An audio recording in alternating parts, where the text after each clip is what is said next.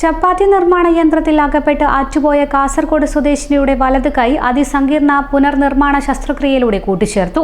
Kannur Aster MIMS ആശുപത്രിയിലെ plastic surgery വിഭാഗം medical സംഘമാണ് മണിക്കൂറുകൾ നീണ്ടുനിന്ന ശസ്ത്രക്രിയാ ദൗത്യം പൂർത്തിയാക്കിയത്. അത്യാധുനിക മൈക്രോ സർജറി സംവിധാനത്തിലൂടെയാണ് രോഗിയെ സാധാരണ ജീവിതത്തിലേക്ക് തിരികെ കൊണ്ടുവരാൻ സാധിച്ചത്. യുവതിയുടെ കൈയിലെ അസ്ഥികൾ ഒടിഞ്ഞു നുറുങ്ങുകയും തൊലിയും മാംസപേശികളും പ്രധാന രക്തക്കുഴലുകളും പൂർണ്ണമായും ചതഞ്ഞരഞ്ഞു പോവുകയും ചെയ്ത നിലയിലായിരുന്നു. കൈയിലേക്കുള്ള രക്തയോട്ടം നിലച്ച് കോശങ്ങൾ നശിക്കുന്ന സാഹചര്യത്തിലാണ് പ്ലാസ്റ്റിക് സർജറി വിഭാഗം കൺസൾട്ടന്റ് ഡോക്ടർ നിബു കുട്ടപ്പന്റെ നേതൃത്വത്തിലുള്ള വിദഗ്ധ സംഘം അറ്റുപോയ കൈ മണിക്കൂറുകൾ നീണ്ട സങ്കീർണ ശസ്ത്രക്രിയയിലൂടെ വിജയകരമായി കൂട്ടിച്ചേർത്തത്.